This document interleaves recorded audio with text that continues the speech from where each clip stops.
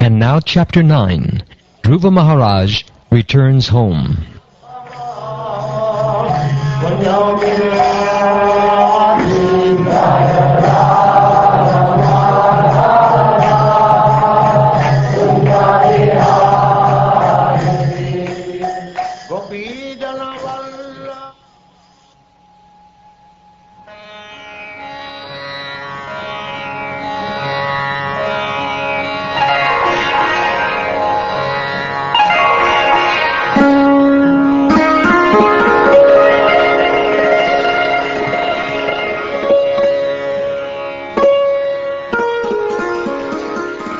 The great sage Maitreya told Vidura, "When the demigods were thus reassured by the personality of Godhead, they were freed from all fears, and after offering their obeisances, they returned to their heavenly planets. Then the Lord, who is non-different from the Sahasra Shira incarnation, got on the back of Garuda, who carried him to the Madhuvan forest to see his servant Dhruva. The form of the Lord, which was brilliant like lightning, and in which Dhruva Maharaj, in his mature yogic process, was fully absorbed in meditation, all of a sudden disappeared. Thus Dhruva was perturbed, and his meditation broke. But as soon as he opened his eyes, he saw the Supreme Personality of Godhead personally present, just as he had been seeing the Lord in his heart. When Dhruva Maharaj saw his Lord just in front of him, he was greatly agitated and offered him obeisances and respect. He fell flat before him like a rod and became absorbed in love of Godhead. Dhruva Maharaj, in ecstasy, looked upon the Lord as if he were drinking the Lord with his eyes, kissing the lotus feet of the Lord with his mouth, and embracing the Lord with his arms. Although Dhruva Maharaj was a small boy, he wanted to offer prayers to the Supreme Personality of Godhead in suitable language. But because he was inexperienced, he could not adjust himself immediately. The Supreme Personality of Godhead, being situated in everyone's heart, could understand Dhruva Maharaj's awkward position. Out of his causeless mercy, he touched his conch shell to the forehead of Dhruva Maharaj, who stood before him with folded hands. At that time, Dhruva Maharaj became perfectly aware of the Vedic conclusion, and understood the absolute truth and his relationship with all living entities. In accordance with the line of devotional service to the Supreme Lord, whose fame is widespread, Dhruva, who in the future would receive a planet which would never be annihilated, even during the time of dissolution, offered his deliberate and conclusive prayers. Dhruva Maharaj said, "My dear Lord, you are all-powerful. After entering within me, you have enlivened all my sleeping senses, my hands, legs, ears, touch sensation, life force, and especially my power of speech. Let me offer my respectful obeisances unto you. My Lord, you are the Supreme One, but by your different energies, you appear differently in the spiritual and material worlds. You create the total energy of the material world by your external potency, and after creation, you enter within the material world as the Supersoul. You are the Supreme Person, and through the temporary modes of material nature, you create varieties of manifestation, just as fire entering into wood of different shapes burns brilliantly in different varieties. O my Master, Lord Brahma is fully surrendered unto you.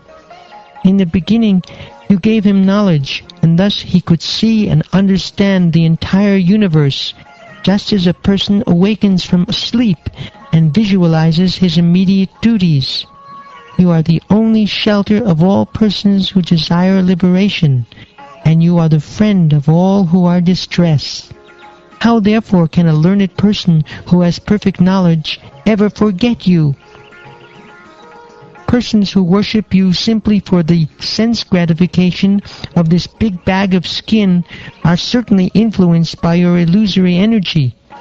In spite of having you, who are like a desire tree and are the cause of liberation from birth and death, foolish persons such as me desire benedictions from you for sense gratification, which is available even for those who live in hellish conditions. My Lord, the transcendental bliss derived from meditating upon your lotus feet or hearing about your glories from pure devotees is so unlimited that it is far beyond the stage of Brahmananda, wherein one thinks himself merged in the impersonal Brahman as one with the Supreme. Since Brahmananda is also defeated by the transcendental bliss derived from devotional service, then what to speak of the temporary blissfulness of elevating oneself to the heavenly planets, which is ended by the separating sword of time. Although one may be elevated to the heavenly planets, he falls down in due course of time. O unlimited Lord, kindly bless me so that I may associate with great devotees who engage in your transcendental loving service constantly, as the waves of a river constantly flow. Such transcendental devotees are completely situated in an uncontaminated state of life.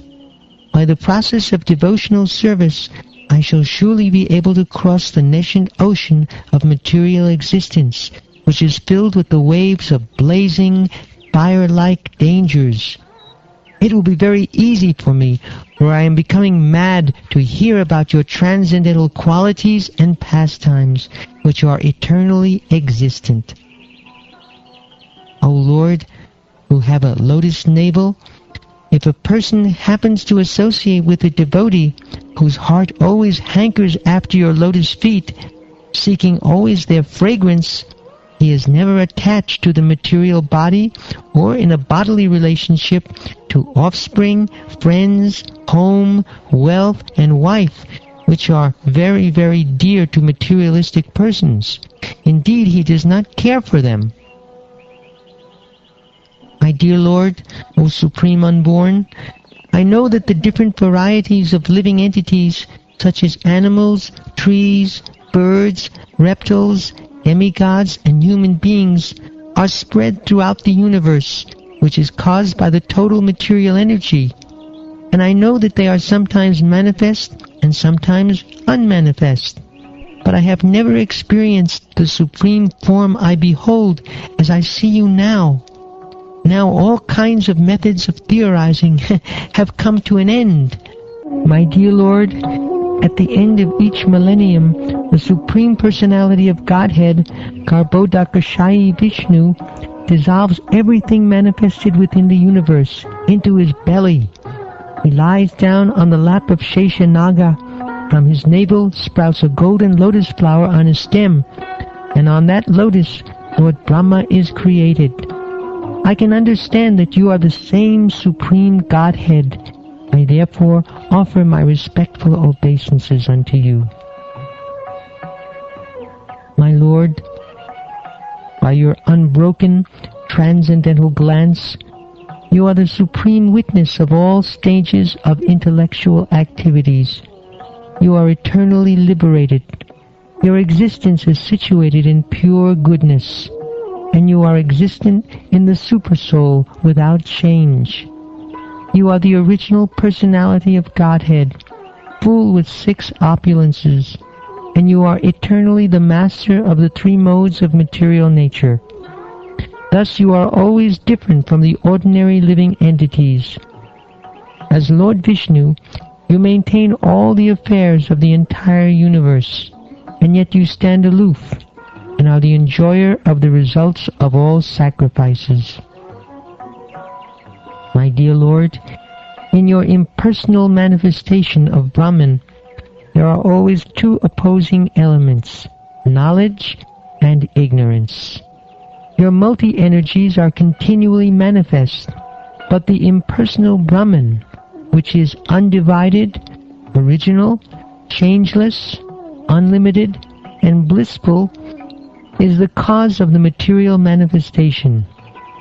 Because you are the same impersonal Brahman, I offer my respectful obeisances unto you. My Lord, O Supreme Lord, you are the supreme personified form of all benediction.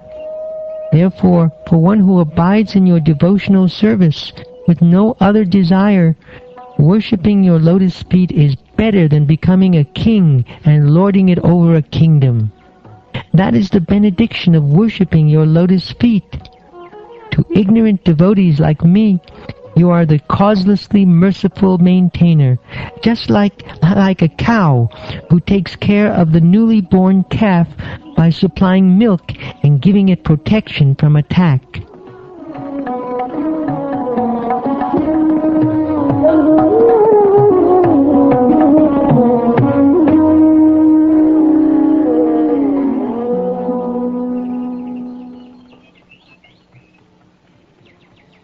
My dear Vidura, when Dhruva Maharaj, who had good intentions in his heart, finished his prayer, the Supreme Lord, the personality of Godhead, who was very kind to his devotees and servants, congratulated him, speaking as follows. My dear Dhruva, son of the king, you have executed your pious vows, and I also know the desire within your heart.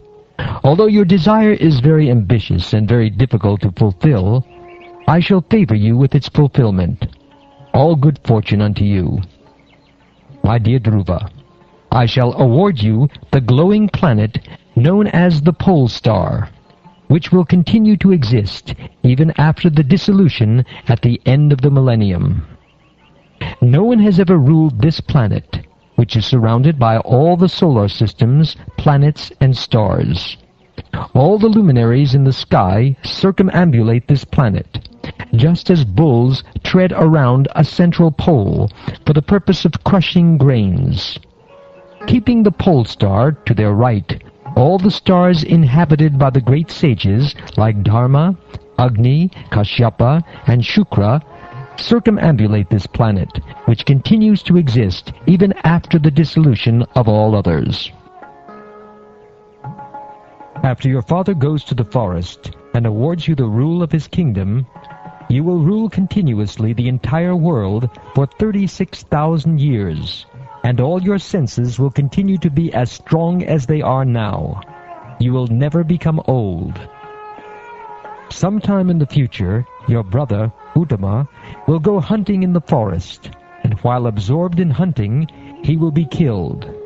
Your stepmother, Suruchi, being maddened upon the death of her son, will go to search him out in the forest, but she will be devoured by a forest fire. I am the heart of all sacrifices.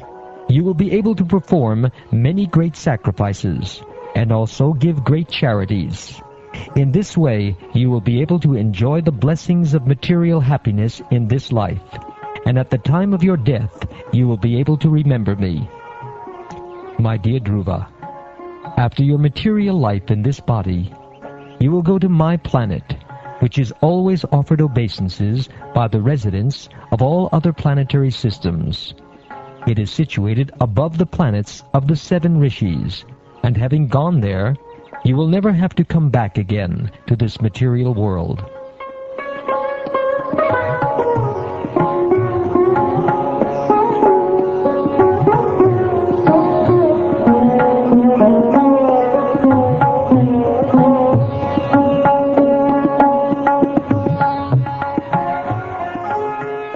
After being worshipped and honored by the boy, Dhruva Maharaj, and after offering him his abode, Lord Vishnu, on the back of Garuda, returned to his abode as Dhruva Maharaj looked on. Despite having achieved the desired result of his determination by worshipping the lotus feet of the Lord, Dhruva Maharaj was not very pleased. Thus he returned to his home. Sri Vidura inquired, "My dear Brahman, the abode of the Lord is very difficult to attain. It can be attained only by pure devotional service, which alone pleases the most affectionate, merciful Lord. Dhruva Maharaj achieved this position even in one life, and he was very wise and conscientious. Why then was he not very pleased?" Dhruva Maharaj's heart, which was pierced by the arrows of the harsh words of his stepmother, was greatly aggrieved, and thus, when he fixed upon his goal of life, he did not forget her misbehavior. He did not demand actual liberation from this material world, but at the end of his devotional service, when the Supreme Personality of Godhead appeared before him, he was simply ashamed of the material demands he had in his mind. Dhruva Maharaj thought to himself, "To endeavor to be situated in the shade of the lotus feet of the Lord is not an ordinary task, because even the great brahmacharis, headed by Sanandan, who practiced Ashtanga Yoga in trance, attained the shelter of the Lord's lotus feet only after many, many births. Within 6 months I achieved the same result, yet due to my thinking differently from the Lord, I fell down from my position. Alas, just look at me. I am so unfortunate.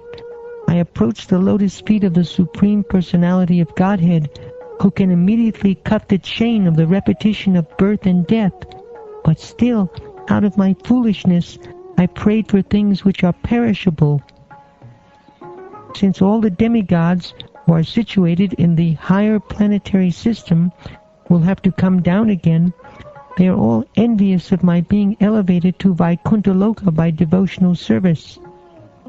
These intolerant demigods have dissipated my intelligence, and only for this reason could I not accept the genuine benediction of the instructions of sage Narad. I was under the influence of the illusory energy. Being ignorant of the actual facts, I was sleeping on her lap. Under a vision of duality, I saw my brother as my enemy, and falsely I lamented within my heart, thinking, "They are my enemies." It is very difficult to satisfy the Supreme Personality of Godhead, but in my case, although I have satisfied the Supersoul of the whole universe, I have prayed only for useless things. My activities were exactly like treatment given to a person who is already dead. Just see how unfortunate I am, for in spite of meeting the Supreme Lord, who can cut one's link with birth and death, I have prayed for the same conditions again. Because of my state of complete foolishness and paucity of pious activities, although the Lord offered me his personal service, I wanted material name and fame and prosperity. My case is just like that of a poor man who, when he satisfied a great emperor who wanted to give him anything he might ask, out of ignorance, asked only for a few broken grains of husked rice.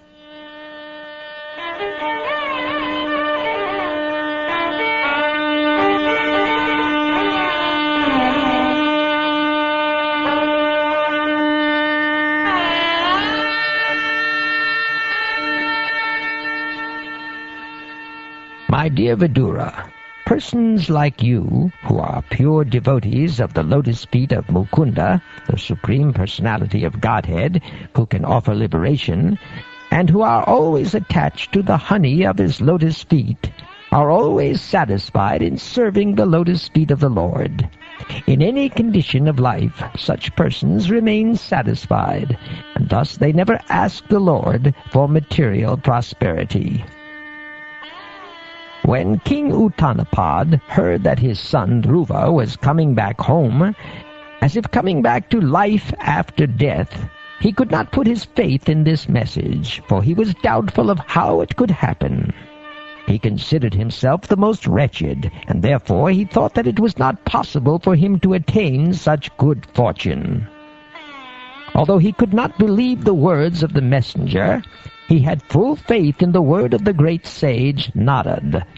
Thus he was greatly overwhelmed by the news, and he immediately offered the messenger a highly valuable necklace in great satisfaction.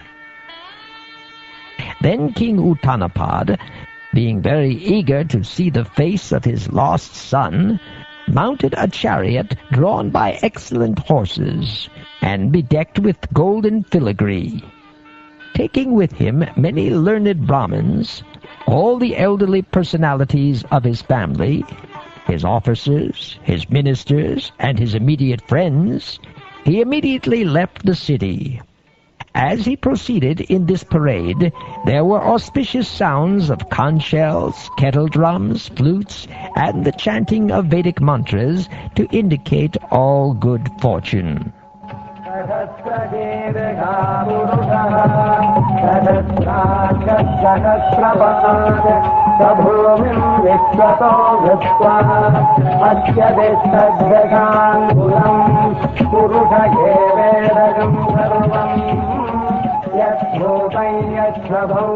Both the queens of King Uttanapad, namely Suniti and Suruchi, along with his other son, Uttama, appeared in the procession.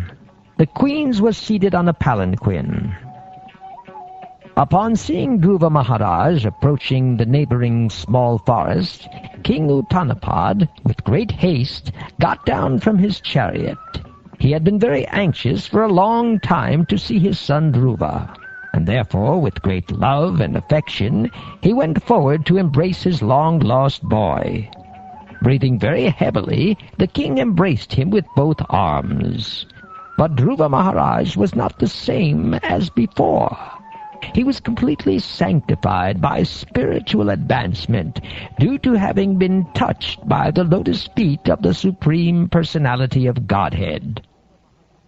Reunion with Dhruva Maharaj fulfilled King Uttanapad's long-cherished desire, and for this reason he smelled Dhruva's head again and again, and bathed him with torrents of very cold tears. Then Dhruva Maharaj, the foremost of all nobles, first of all offered his obeisances at the feet of his father, and was honored by his father with various questions. He then bowed his head at the feet of his two mothers. Suruchi, the younger mother of Dhruva Maharaj, seeing that the innocent boy had fallen at her feet, immediately picked him up, embracing him with her hands, and with tears of feeling she blessed him with the words, "My dear boy, long may you live." Unto one who has transcendental qualities due to friendly behavior with the Supreme Personality of Godhead, all living entities offer honor, just as water automatically flows down by nature. The two brothers, Uttama and Dhruva Maharaj, also exchanged their tears. They were overwhelmed by the ecstasy of love and affection, and when they embraced one another, the hair on their bodies stood up. Suniti, the real mother of Dhruva Maharaj, embraced the tender body of her son, who was dearer to her than her own life, and thus forgot all material grief, for she was very pleased. My dear Vidura, Suniti was the mother of a great hero. Her tears, together with the milk flowing from her breasts, wet the whole body of Dhruva Maharaj. This was a great auspicious sign. The residents of the palace praised the queen. "Dear queen, your beloved son was lost a long time ago, and it is your great fortune that he now has come back. It appears, therefore, that your son will be able to protect you for a very long time, and will put an end to all your material pangs. Dear Queen, You must have worshipped the Supreme Personality of Godhead, who delivers his devotees from the greatest danger. Persons who constantly meditate upon him surpass the course of birth and death. This perfection is very difficult to achieve.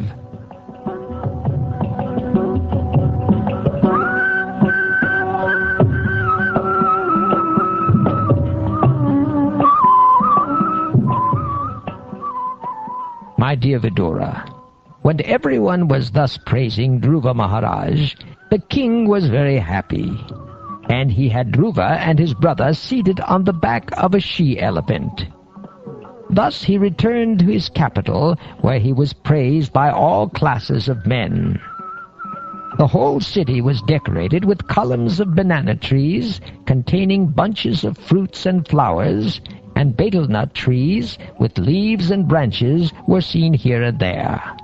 There were also many gates set up, which were structured to give the appearance of sharks. At each and every gate there were burning lamps and big water pots, decorated with differently colored cloth, strings of pearls, flower garlands, and hanging mango leaves. In the capital city there were many palaces, city gates, and surrounding walls, which were already very, very beautiful, and on this occasion all of them were decorated with golden ornaments. The domes of the city palaces glittered, as did the domes of the beautiful airplanes which hovered over the city. All the quadrangles, lanes, and streets in the city, and the raised sitting places at the crossings, were thoroughly cleansed and sprinkled with sandalwood water. And auspicious grains, such as rice and barley, and flowers, fruits, and many other auspicious presentations, were scattered all over the city. Thus, as Dhruva Maharaj passed on the road, from every place in the neighborhood, all the gentle household ladies assembled to see him, and out of maternal affection they offered their blessings, showering him with white mustard seed, barley, curd, water, newly grown grass, fruits, and flowers. In this way Dhruva Maharaj, while hearing the pleasing songs sung by the ladies, entered the palace of his father. Dhruva Maharaj thereafter lived in his father's palace, which had walls bedecked with highly valuable jewels. His affectionate father took particular care of him, and he dwelled in that house, just as the demigods live in their palaces in the higher planetary systems. The bedding in the palace was as white as the foam of milk, and was very soft. The bedsteads were made of ivory with embellishments of gold, and the chairs, benches, and other sitting places and furniture were made of gold. The palace of the king was surrounded by walls made of marble, with many engravings made of valuable jewels like sapphires, which depicted beautiful women with shining jewel lamps in their hands. The king's residence was surrounded by gardens wherein there were varieties of trees brought from the heavenly planets. In those trees there were pairs of sweetly singing birds and almost mad bumblebees, which made a very relishable buzzing sound. There were emerald staircases which led to lakes full of variously colored lotus flowers and lilies, and swans, karandavas, chakravakas, cranes, and similar other valuable birds were visible in those lakes. The saintly king Uttanapad, hearing of the glorious deeds of Dhruva Maharaj, and personally seeing also how influential and great he was, felt very satisfied, for Dhruva's activities were wonderful to the supreme degree. When, after concentration, King Uttanapad saw that Dhruva Maharaj was suitably mature to take charge of the kingdom, and that his ministers were agreeable, and the citizens were also very fond of him, he enthroned Dhruva as emperor of this planet. After considering his advanced age and deliberating on the welfare of his spiritual self, King Uttanapa detached himself from worldly affairs and entered the forest.